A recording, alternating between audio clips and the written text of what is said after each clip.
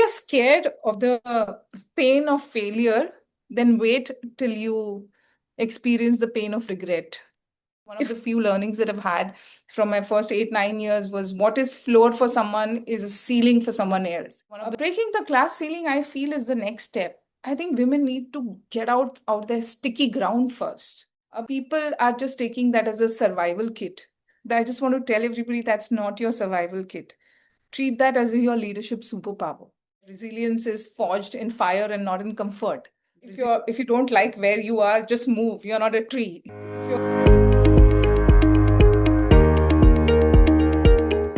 Hi, Minal, and welcome to the AboutHer Show, a show which is for trailblazing women. You know, women who followed their dreams, their passions, and done in life what they wanted to do despite all the challenges and all the struggles. And while giving them a platform to showcase themselves, we also want to use their journey to inspire other women. Women with dreams, ambitions, but something holding them back. We want them to get out of whatever is holding them back and just go follow their dreams. And then, along with women, we also get men on the show, men who champion such trailblazing women, because we believe that for a truly gender inclusive world, men and women need to be allies in this journey. Now, when I was looking at your journey, reading about you, it was so fascinating, Meenal. I mean, I'm not saying it just because I'm the host and I have to say all these things. No. You know, the various transitions that you have made in your life. I mean, normally people struggle even to make one. And here, you know, from education to talent management to coaching, and now you're into sustainability. I mean, it speaks volumes about your ability to be flexible, to be changing and following your heart. So, we want to know more about this, and I'm not going to be talking so much. So, once again, a very, very warm welcome to you.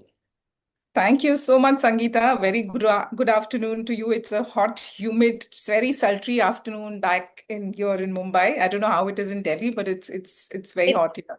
terribly hot. It's a dry heat. It's really hot. I kind of changed 3 places today that where should I be sitting because I'm not able to sit in my cabin as well.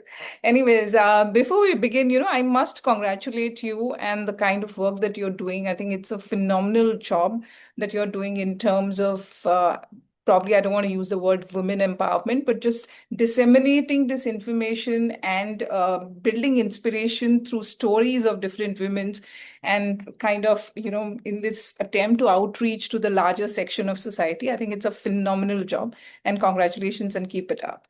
Thank you. Thank you so much. This really means a lot. Okay, Yeah. so let's get on and with the first question. So, as I mentioned about the various transitions you have made in life. Now, as we know, most women are told to find their lane and stay in it. Now, as we know, you've had four distinct lanes like education, talent management, executive coaching, and now, of course, environmental infrastructure. So tell me, when did you stop seeing all these transitions as restlessness and start seeing all this as part of a long term life strategy? Very, very interesting question. And, I never really thought about it in that sense. But now that you are asking, I'm just thinking about it. I think the shift in my professions is probably just extrapolation of who I am as a human being.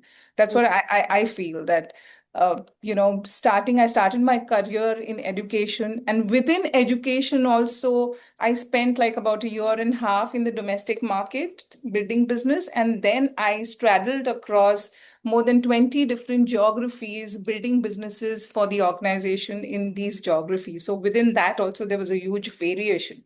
And I think that is what kept me going. So that was my first job.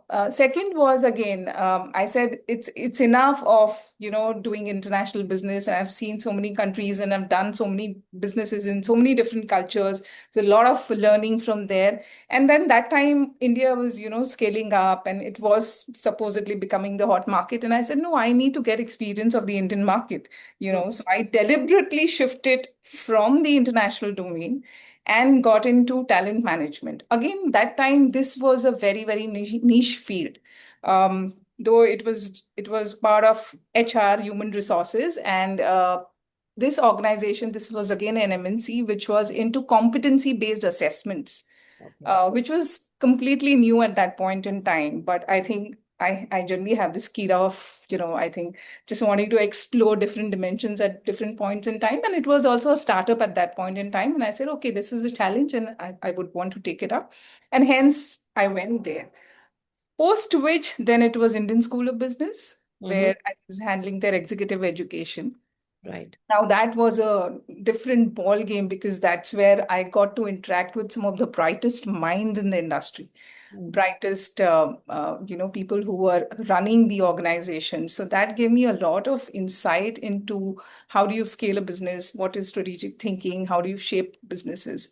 So I think in that sense, and then my own enterprise where I joined my husband, went to sustainable infra. So I think it was a logical progression, so to say. I really don't think of this as restlessness. I Mm-hmm. think the curiosity in me as a human being, which just kind of propels me to explore different dimensions of my professional life, Mm-hmm. and I really enjoyed it. Even now, I really don't know. I don't know. Maybe 5 years down the line, I would be probably doing something else, and I'm all game for that. Yeah, yeah. So, in a sense, I feel that, and there was so much of learning from each of these, stints that I've had. The Mm-hmm. international exposure, I mean, doing businesses in different cultures, there was huge amount of learning. So one of the few learnings that I've had from my first 8, 9 years was what is floor for someone is a ceiling for someone else, and that kind of stayed with me throughout. Mm. So, and all of this I apply in my current work. I apply in the way I run this business. I create a vision for this because it made me far more empathetic. It made me far more understandable. It gave me the intellectual and the strategic versatility to be able to run my current operations. Mm. So, and slowly, steadily, I started weaving all of these learnings into defining the vision for my current organization, for my enterprise. Mm-hmm. And then also it became part of the way we execute the projects out here. Right, right. Wonderful, wonderful. So fascinating because, one thing which stood out in this was the fact that, we all grow and evolve with time. Now, there are some people who will kind of want to be where they are. They don't want to really evolve. They're happy being in their safe spaces, in a comfortable, say, state of mind place. But you chose to move ahead and see. You discovered so much, you learned so much, and that's what it is. Like we're not a fossil. We are human beings and we have minds which want that nourishment, that growth, which is what you provided your mind with. Wonderful. Sorry to Yeah. just, I just read this quote somewhere. If you don't like where you are, just move. You're not a tree. Yes, So absolutely. That's so it's true. one. Yeah, it is So true. I think I did that from Yeah, time to you did. time. Wonderful. Okay. So, of course, as a woman, now walking into a male dominated sector after almost 17 years in the corporate world. Now, did you feel you had to perform a different kind of authority to be taken seriously? And how did that change as you grew KIPL? Oh, this is such a favorite topic of mine. And I'm sure yours as well, because it's about her show and it's all about women. Yeah. So, absolutely, absolutely. I mean, as I said, it is a process of evolution, revolution, all of it. And fortunately, unfortunately, we do live in a male dominated, and especially the sector I am in, Mhm. it is definitely male dominated. And I was talking to a friend of mine, and she quoted this, that for the, and which is a very interesting quote, I must say that here, that for the privilege equality seems like oppression. Hmm, hmm, It's a John Powell's quote, hmm, and I sometimes feel so relatable to this particular quote because every moment of my life I kind of I face that. hmm, Uh, so, and fortunately for me, my upbringing has been very, very different. I mean, I come from a typical, middle class, lower middle class family where honestly my parents nearly never made the differentiation between a boy and a girl. hmm, hmm, But growing up later on, after I got married, and even after I switched my jobs, the stereotypes started hitting me. The narratives started hitting me, and somewhere down the line, every time, though I wouldn't place boundaries on myself, but the world around you keeps on giving you those nudges that you're a woman and there could be some limitations. But yeah, so the point was that all of this needs to be accepted and taken within your stride to be able to move forward. Right. And initially, I used to get very, very upset that there were instances where we would be sitting in one room and the client would be just talking to my husband, though he knew that this is something which is I mean, so many Yeah, instances yeah, yeah. like that. I remember one very large project that we were doing. We were doing 10 acres of Miyawaki. And when I went for the meeting, this is something which I came to know much later, that there Mhm. were remarks being made saying that, oh, is she the one who's going to do this project? You know? Can imagine. Yes. So what I learned, like any other newcomer, to be very honest, you need to prove your authority. Yeah. you know, because it's a new field. And that is not true only of this particular field. I think everywhere women need to go that extra mile to just prove themselves. I mean, that's the sad and the unfortunate part, but because we don't get things on a platter. We don't. We Yeah, don't. we don't, Right. so, and there's a lot of speculation, suspicion with which you're normally viewed upon, but Right. that's okay. That's just fine. I think I always have taken it with a pinch of, or rather a bag full of salt, right? Not even a pinch of salt. And Mhm. and I say that, okay, if this is going to help me gain my domain expertise, become a better person technically, why not? I Mhm. wouldn't mind going that extra mile. So I Right. think that's how the authority eventually did change. So initially it began with gaining domain expertise in my area, which Right. is sustainable infra, which obviously, because so I continued my learning also. So I took a 1 year MBA from ISB in advanced um, program for infrastructure. So I did that for about a year, which gave me a very strong understanding of this particular infrastructure domain, which Right. was which was something which I was totally new. Hmm. And then I built on building my authority, my technical expertise. Then eventually we started focusing a lot on the results and the outcomes of the projects that we were doing. And Mhm. now I think we are in a strong position where my thoughts are taken as a voice of the industry, and there is a thought leadership. So that's the kind of progression I've seen in the way last 7 8 years that I've been handling the operations. Okay. Okay. Which is actually only fair because when you enter a new domain, Yeah. your authority will come from knowledge. You Yes. have to get that before you can be taken seriously. And of course, like you said, with a woman, there is an extra bit also that because of your gender, also you have to walk that extra mile. But then I guess if this is what it is, first of all, we have to take it in our stride. And second of all, I think only when we start doing it will the other gender also get accustomed to having women in that space. It will get normalized, and maybe it will clear the path for women who are following us and for the next generation. So I think it's, I mean, if this is the way it is, these are the rules of the game, what can we do?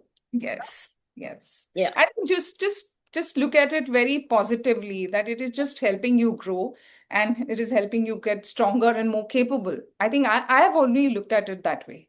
Wonderful, wonderful. That's actually a very positive mindset. Yes. Okay, so talking about your, career as a coach. Now, as I understand, you have coached senior leaders and startup founders, unlocking their potential, helping them do that. Now, tell me, what is that one thing you see women leaders consistently underestimate about their own power?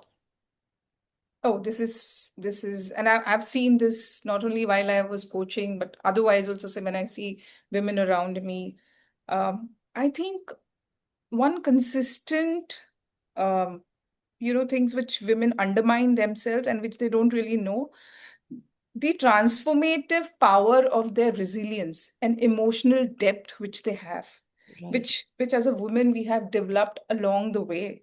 Mm. People are just taking that as a survival kit.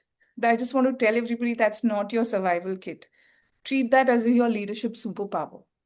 Wow. Wow. And it is. I mean, I have experienced that because I mean, just to tell you, I think genetically we are blessed, honestly, in certain areas where women are far more empathetic and have a lot of emotional depth to themselves, and the relatability to the opposite person is extremely high. Now, if you're able to get that into the work that you're doing, Right. you are actually building character for yourself, and you are enabling that character to have people to trust you. Right. Right. Right. So we all have gone through our own uh, cycles of handling complex situations, but when you get those capabilities and apply them to your various aspects of running business, if I may say so, whether it is team management, whether it is building strategic vision for the organization, whether it is coming to execution, flawless execution, all of that you bring to the table here. Yes. Yes. And that is what makes your employees trust you. I have seen that, and I have experienced that. And I think that's one thing which I often tell women, that this is a transformative superpower. That's not your survival toolkit. Which is true. And This and is this what we and have to see. yeah, Yeah. sorry. Right. Yeah. Yeah. Say And, that. and and and the second thing which I've always found, and which again was true in my case as well, we often talk about breaking the glass ceiling. Breaking the glass ceiling, I feel, is the next step. I think women need to get out their sticky ground first. Yeah. Yeah. Yeah. True. True. I mean, that happened in my case as well.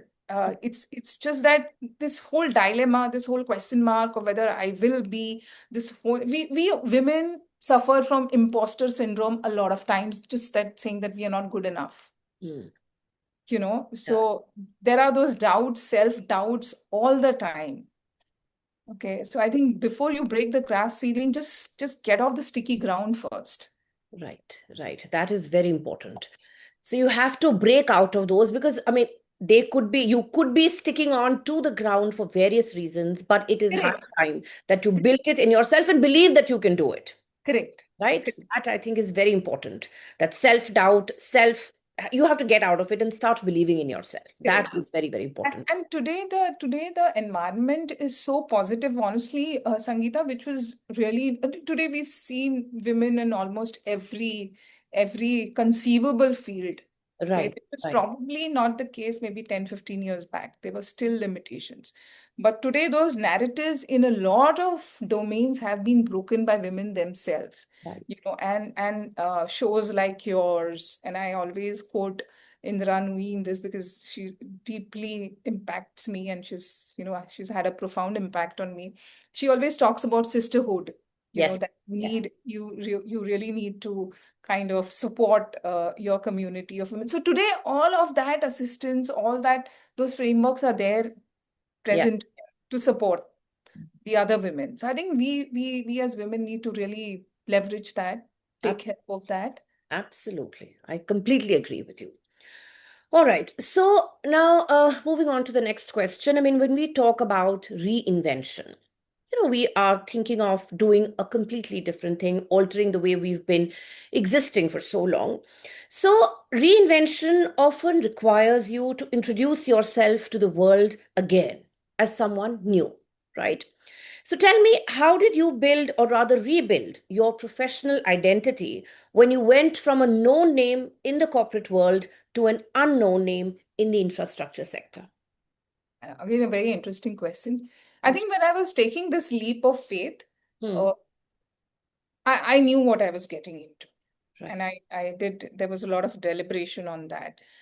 So in a sense, I did, envisage all, but it's easily said than done, as you know, when you actually getting into it and just imagining and thinking about it are two completely different things. So for me, I was clear from day number one that one is that there would be certain challenges which I will have to face, and I was mentally ready for those challenges. Because earlier I was honestly dealing with the absolute elites and the, deans of the universities and the professors and absolutely elite class people. And then when I shifted my domain, it was government officers and it was, contractors and vendors. So it was a very interesting journey. So one thing that I learned is that I will have to make this paradigm shift in my thinking, so to say, that how do I adapt my thought process to suit the kind of environment that I'm operating in currently. Hmm, hmm, hmm. And then what are the things that I need to learn and relearn? Right, right. Yeah, rather unlearn. My first lesson when I started doing my international business was that you should develop an ability to unlearn very, very quickly. Because what I learned then, as I mentioned to you, what is floor for someone is ceiling for Yeah, someone. yeah, yeah. So what is valid in the Indian context is no longer valid just seven seas across. So Mhm. I think somewhere down the line, I was having that training of learning, unlearning, relearning. I Hmm. think for me, that was the journey I had to continue here, but just in a different context. Correct, correct. Hmm. So some of the things which I told you as it, getting the domain expertise, getting the knowledge about the field, the technical expertise, because there are question marks around that she's come and she doesn't understand anything of this business. So a lot of times people, it's not a very pleasant situation, so unless and until you try and become an authority over that, so it has really pushed me to learn a lot of new things, a lot of times, a lot of things which I personally don't like learning. But then I said, no, I mean, this is this, where I read somewhere, resilience is forged in fire and not in comfort. Yes, yes, yes, You know? absolutely. That's so true. So true. So I think these are certain, tenets of philosophy, if you may say, which, and I'm a voracious reader, so I I keep can on see that. I keep on collecting these nuggets of knowledge Yeah, yeah. everywhere. But what this has done to me is when I change and I straddle across different professions, I think the beauty of all of this is it helps me apply all that I have learned into my respective areas, Correct. and then helps me grow. So I think I did that. I just gain knowledge. I seeked a lot of support from mentors around. Hmm. Um, Hmm. and I think then it's difficult, but it's not impossible. Yeah. And once you get into the groove, you really start enjoying it. Yes. You know. Yes. So Yes. I love the action. I love the hustle bustle of the projects. I love those challenges. I love the timelines and the deadlines. And so a lot of times we also have to deal with social issues out here. So Yeah. that it's a huge, huge learning. Right, right. So I think, in all this, what I gather is that having a flexible mindset is very important. Absolutely. Be open to change, like you said, learn, unlearn, relearn. So just be in that flexible mindset where you're open to ideas, you're open to opinions, you're open to perspectives. That'll really help you grow. Sure. Okay, so moving from all this, work, work, work. Now, as I understand, you're an abstract artist, a blogger, an academic writer, and a business leader. Mind you, I just want to add that we have some similarities over there. And Really? yes, so even Wow. a writer, I am from the academia. I teach at Delhi University. I've been doing that for a very long time. So, yes, so I can understand. Amazing. Hmm. Tell me, women are often told, as I spoke earlier also, to pick one identity for professional credibility. So, have you ever felt pressure to hide the creative parts of yourself? And then, if you did, how did you push back on that? On the contrary, my answer is an overwhelming no. Okay. Wow, wow, wonderful. Great. Overwhelmingly no. Hmm. So there again, I tell you, I mean, I go back to my personality on who I am, and I cannot, you know, even begin to talk about this topic without my inspiration, my first inspiration in my life, who's been Leonardo da Vinci. Wow, wow. Okay, okay. Hmm. Okay. And so I've read about him, and I don't know, I just got so attracted to the work and his personality that I've kind of probably read a lot about him, especially Michael Gebb's book. Think Like Da Vinci. And I recommend that book to everybody, Hmm. irrespective of what you're doing. Right.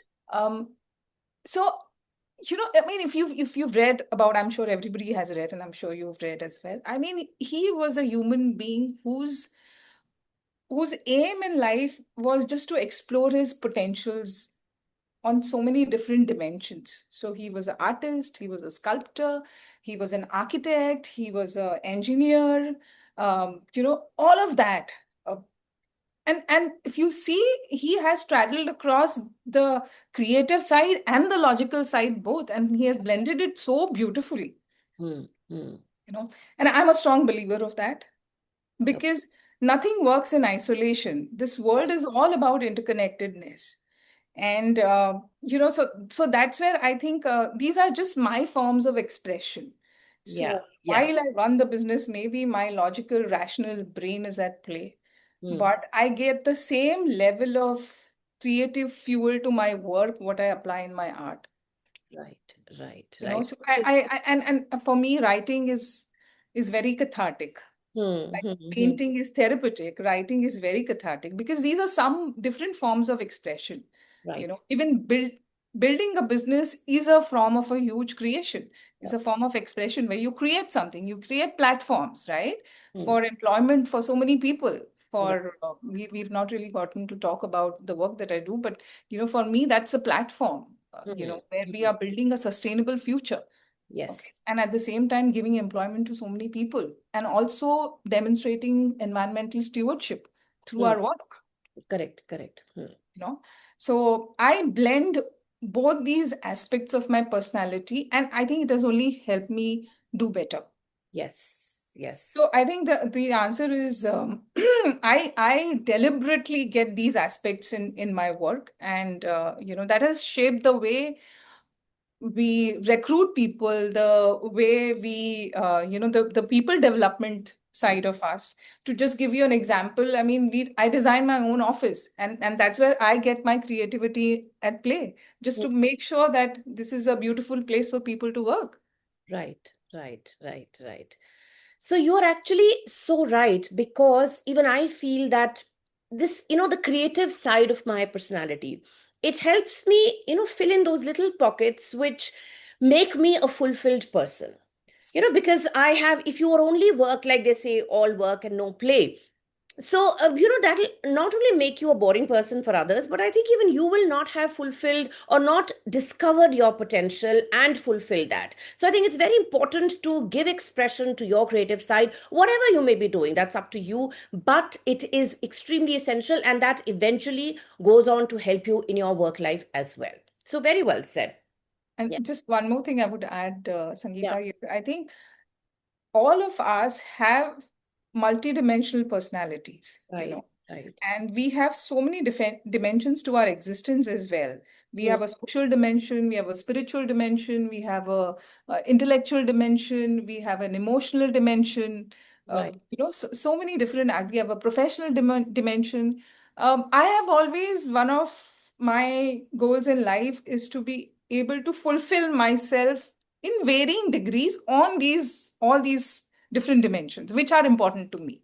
So Yeah. I think all of my pursuits are probably pursuits in a as a goal to reach wherever I want to on all these dimensions. So I think that's where. So I've never apologized. In fact, I have just ensured that I have integrated all these aspects into my work. Wonderful. Wonderful. All right. So now moving on to something else which you're so passionate about.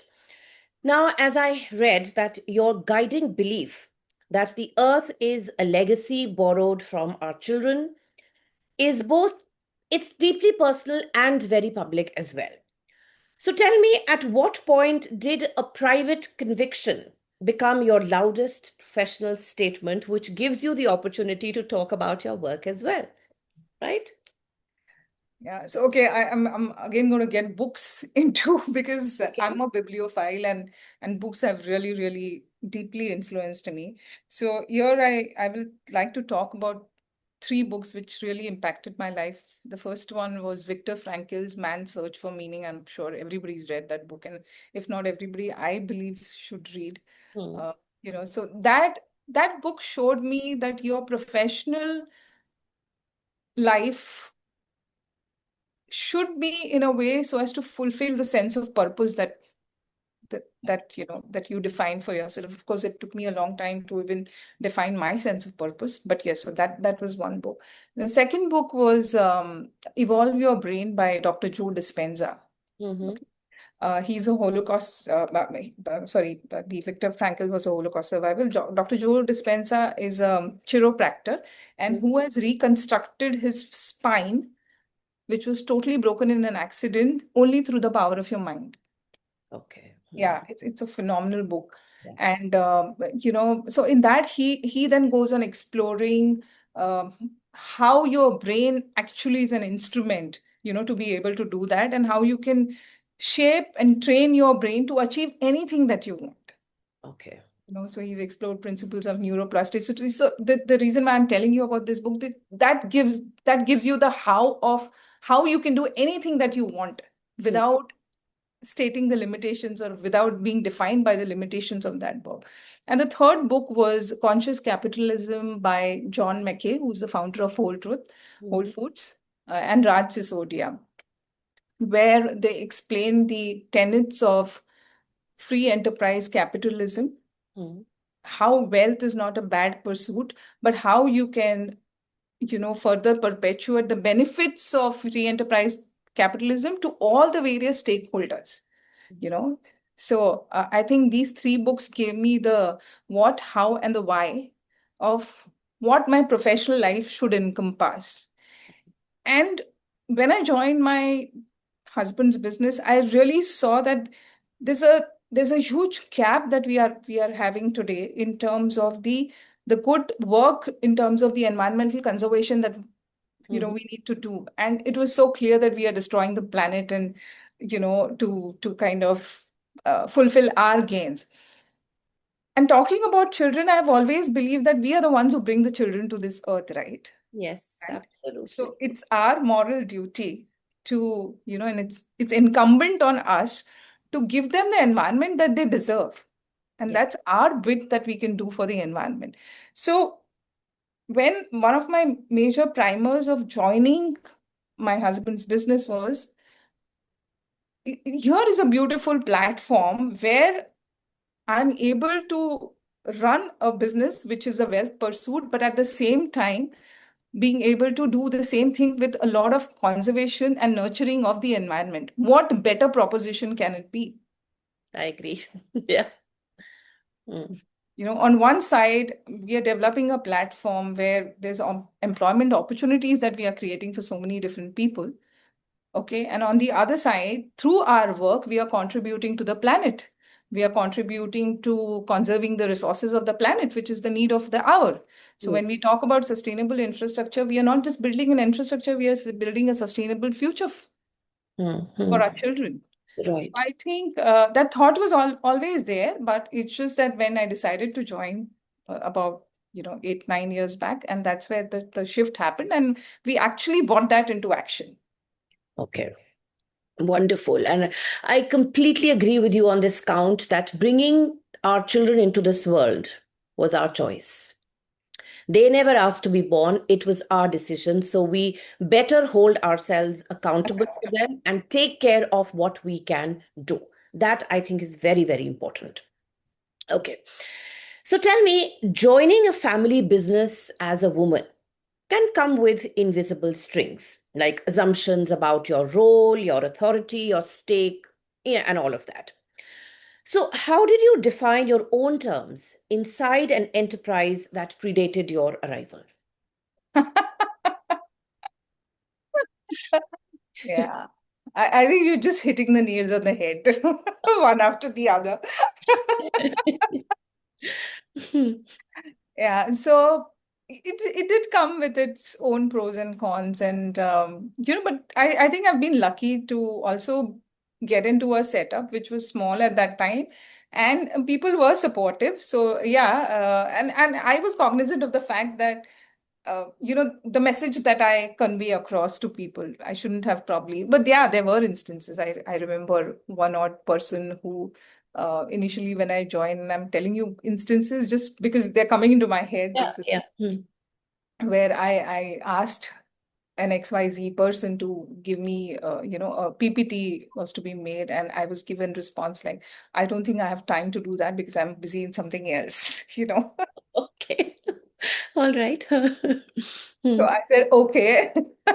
Yeah, so there were instances like that, but those instances only again taught me, So I think the day I joined, I I reimagined the business, Okay. Hmm. because we were still then we were environmental consultancy firm Hmm. to a very limited extent. Okay. And thanks to my corporate stint and the way I had my interactions and all that I had learned during those years, my talent management told me, or rather taught me the principles of organizational development. So Hmm. which I brought to the table. Yeah. My stint in Indian School of Business gave me that strategic thinking, the various levers to scale up the business. My international exposure taught me about adaptability and how do what intellectual versatility, what it means. So I think when I joined here, I came with quite a bit of arsenal, Yes.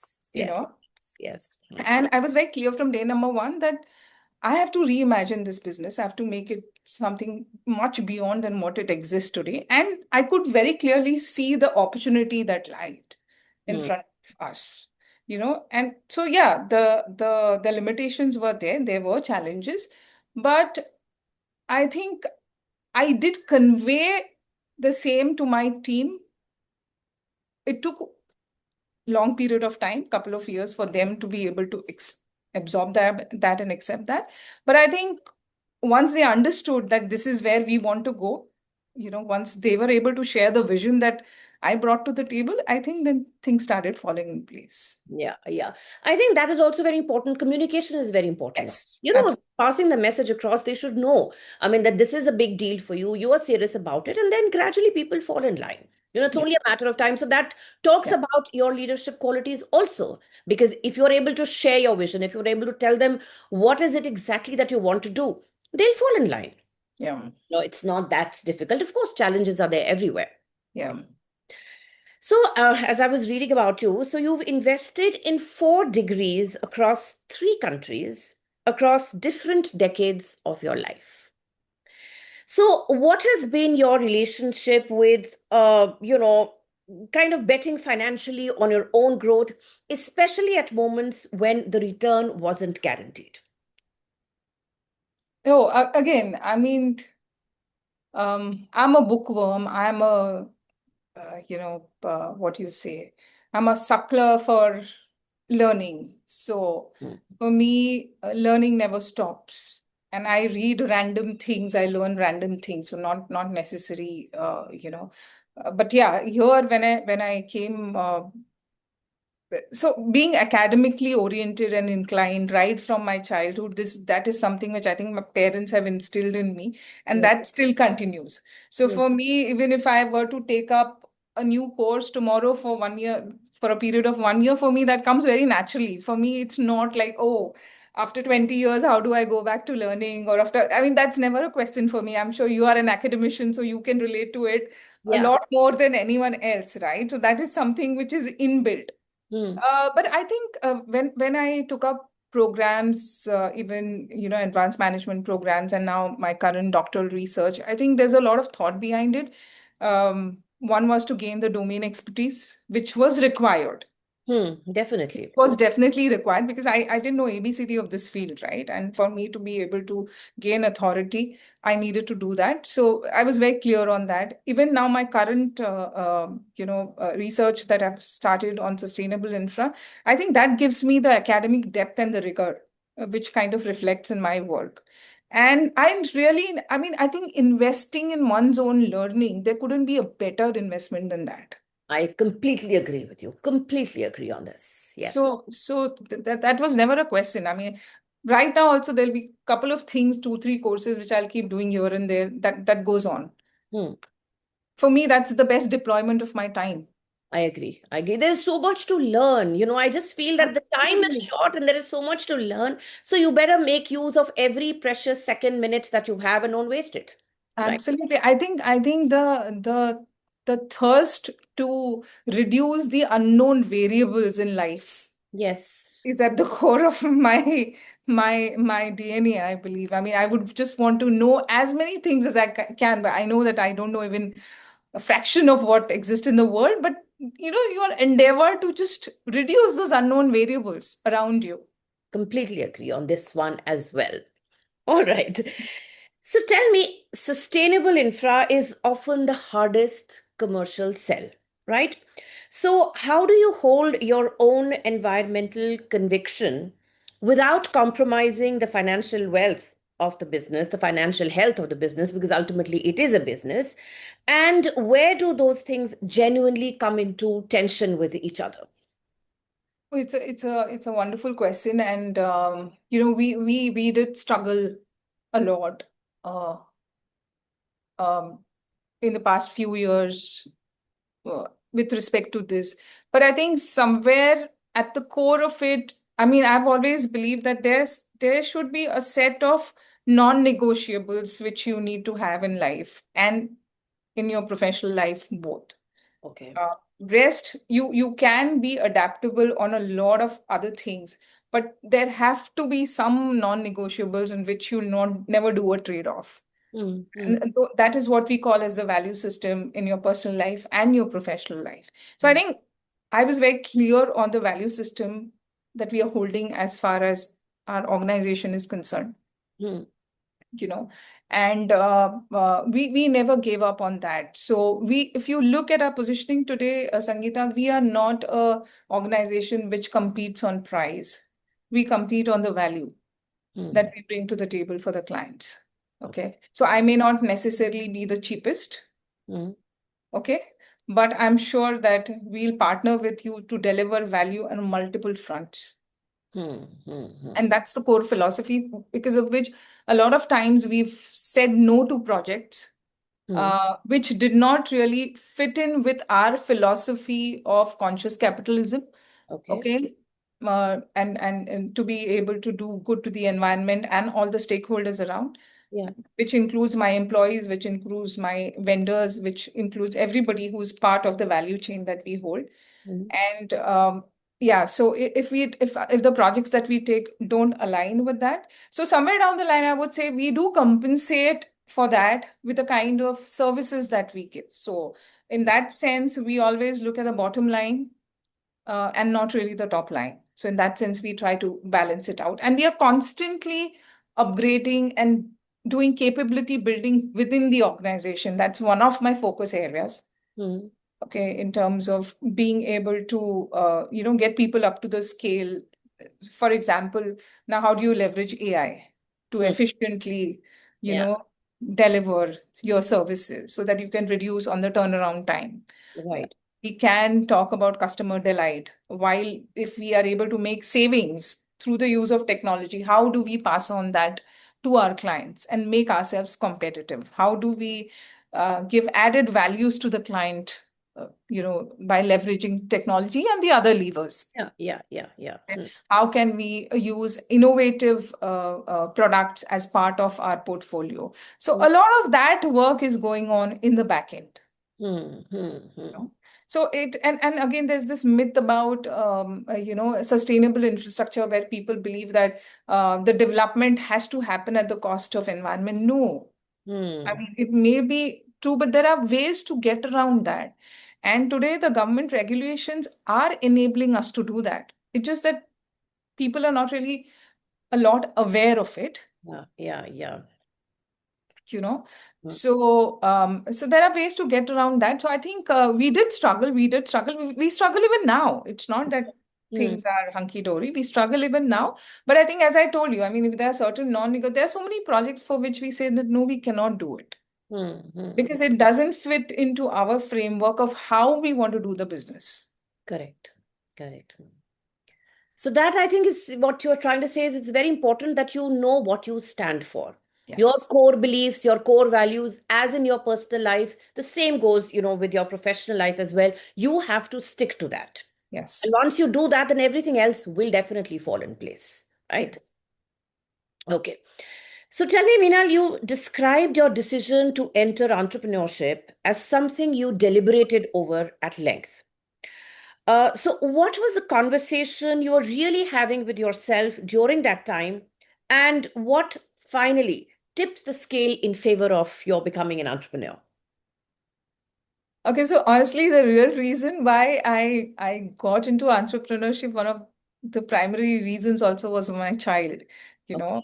Yeah. So because he was small and that point in time I was very clear that I didn't want to take up a full-time job, Okay. So the struggle was, should I do something of my own where I can be with him, or should I join? Because my background was very different, and this was also this completely. These are two different ends of the spectrum, right?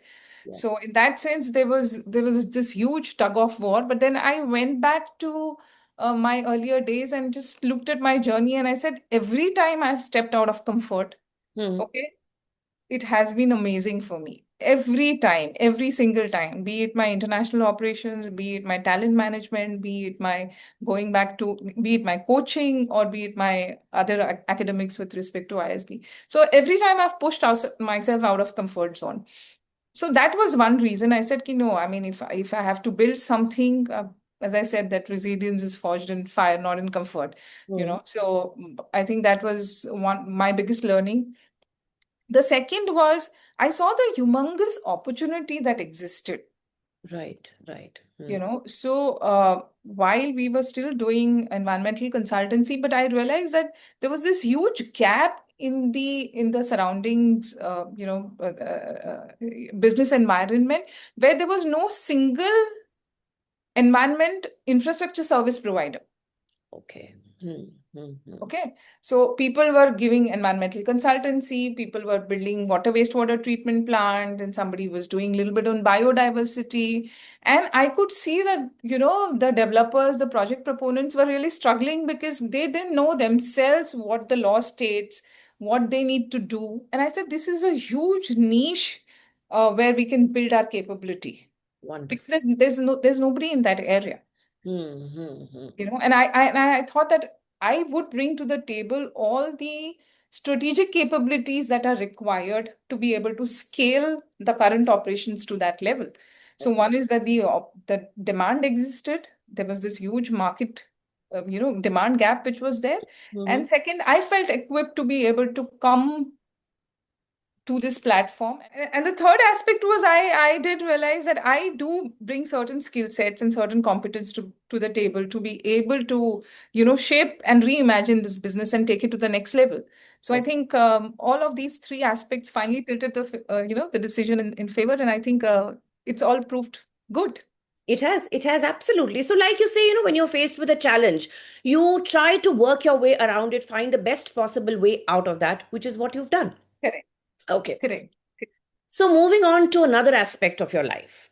Now, you've practiced yoga for over 25 years, longer than most of your career chapters, right? So, what has that sustained physical practice taught you about the kind of endurance that reinvention actually demands? Wow. So I think physical fitness is not an add-on, or that it's not a hobby for me. It is just a way of life. Right. Mm. Just a way of life. Because one thing again that I learned in my life is that the only companion that you have from your birth to your deathbed is your body. Right. Right. Mm. Rest, and that is within you. Rest, everyone else is around you. Correct. Correct. Mm. know. And I think taking care of that is your responsibility, and is your primary responsibility towards yourself. And there is so much that you learn from, the amount of effort that you need to constantly put in to Mm. stay in shape. And that's the same amount of effort that you need to put in while you're building your business as well. Right. I can talk about all of these words again and again, but I think there are so many parallels. I mean, the ability to push yourself beyond limits, the ability to day in and day out do things repeatedly, whether you like it or you don't like it, Right. Right. to the ability to show up whenever you need to. So all of this are something that I derive from my passion for my physical fitness as well as my art, because Hmm. I think, what use is of a great body without with an impoverished spirit and a starved soul, True. right? True. Very well said. Very well said. Yeah. Yeah. Yeah. Hmm. So yeah, so I think all of these aspects you do apply in your work as well. Right. So the and especially when I do my workouts, even your mind body connection, with that is the time which you absolutely are giving to yourself, where you're just being with yourself and your body. I think physical fitness is that period of time where there's nothing that comes in between you and your body, right? So I think that's a very coveted time for me, and all of that gets applied to I mean, every time I work out, I push myself to achieve the next goal. I think it's the same thing here, Yes. right? Yes. So I clearly see parallels between my professional life and this aspect of life. So it's all it should all flow very seamlessly and beautifully within one another. Because you see, this is what I also feel, that you are that one person who's holding both the forts, your personal and Exactly. professional life. So traits Yes. which are exclusive to you or which define you and or which speak about you, they will help you in both those spheres. So if you have Absolutely. endurance, maybe it's physical fitness or whatever you're doing in your personal life, that is going to show up in your professional life as well. And that is what Absolutely. makes you a complete you, right? Yeah. And Okay. I think I mean, a well worked out body just shows the amount of respect and importance and the value that you give to yourself, Right, right, right. And then you know? because that shows that then you will be giving value to the others also. Absolutely. Yeah. All right. Absolutely. So, Minal, if you could speak directly to a woman right now who is capable, accomplished, and but quietly terrified of starting over, what is the one thing you wish someone had said to you before you took the leap? Unfortunately for me, so many people said so many things, but I did not listen to anyone. Well, maybe that's the way it has to be, right? Yeah. So again, I'll go back to this quote by Ayn Rand, and that really, uh, you know, stays with me all throughout. The question is not who can stop you. The question is not really who can let you do. The question is who can stop you. Yes, yes, yes, yes. I Yeah. so agree with this. So yeah, so I think you should look at it, and for every and this I tell to myself as well, and which is something which I've experienced. If you're scared of the pain of failure, then wait till you experience the pain of regret. Yes, so well said. So well said. It's so You important know? to try than regret the fact that you didn't even try. Yes. Yes. So I think so just go out and own up the world. I Hmm. mean, just try. It doesn't matter. Fail fast. It's okay. Yes, yes, yes. It's I not mean, that big a deal. it's not a big deal, and you will, at the most, what you'll fail, right? That's it. I Yes. mean, failure is defined as probably another way in which you don't succeed. So you just eliminate. That's the theory of elimination. You eliminate that way out, Yeah, yeah, yeah, yeah. you know? Yes, I agree. But do give it a try. Don't waste Yes. your life sitting there and, Yeah. you know, Yeah. I mean, just do it. That's what Yes. I also feel. Yes. All right. So, Minal, while we've come to the end of the conversation, we still have the rapid fire round, which is five quick questions, five quick Okay. answers. So, whatever comes to the top of your mind at that time. Are you ready? Is there like a timer tick tick tick going on? Not really, but we would Okay. want you to answer as quickly as possible, All right? right. All Okay. right. So the first one, head or heart when making a big decision? Both. Both. Okay. No, I can't choose one. Both. Okay, the next one. The one thing sustainability is not that people think it is. It's a way of life. And people bucket it to maybe just infrastructure development or sustainable consumerism, all of that. But it's just a way of life. And people still haven't realized it. That is true. That is true. All right. Easy one. Morning person, late night person? Morning. 4 o'clock, 4:30, 5. Wonderful. All right. Tell me, what is that one thing that the world gets wrong about reinvention? What's one thing that world gets wrong about reinvention? Yeah. The skepticism about reinvention. Okay. Whether it's going to succeed, whether it's going to fail. So I think rather than looking it as an opportunity, people are very skeptical about it. Right. And the fear of failure. I mean, so many things. I mean, I think in one word, the skepticism about reinvention. Okay. And the last one, the most overrated advice given to women in business?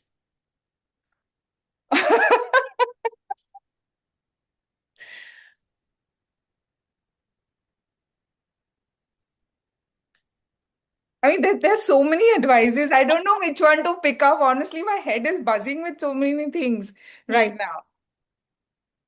That you're a woman. Okay, all right.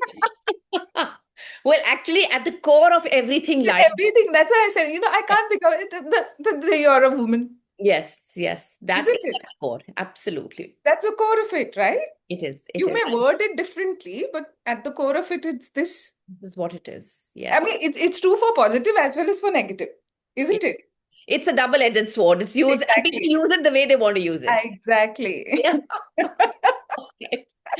So thank you so much, Minal. What a fascinating, delightful conversation. And what I realized was that we resonate and relate in so many different ways. I mean, whether it's academics, it's physical fitness, it is, that creativity, the creative aspect, there's so many things. So I could, many times I could kind of feel that it is me who's answering these questions because I have probably given the same kind of answers. So absolutely delightful. And thank you so much for being Thank you so much, Sangeeta. It was a delight talking to you. I really felt like me talking to a friend, I didn't even feel it's a podcast. And thank you so much and continue to do the good work. It's an amazing job that you're doing. Thank you. Have a wonderful day. You too. Bye-bye. Thank you for tuning in to the About Her Show. If you enjoyed this episode, there's plenty more from where that came from. Our previous guests have shared some amazing stories, so be sure to catch up on past episodes. To keep up with our inspiring conversations and to never miss an update, hit subscribe, rate, review, and share the love. Follow us on social media for some great content, and don't forget to check out our website www.aboutherbysangeeta.com for stories that resonate, inspire, and empower. Know a remarkable woman or an inspiring man blazing a trail? We'd love to hear from you. Drop us a note at web.abouther@gmail.com and let's bring their story to life on the About Her Show.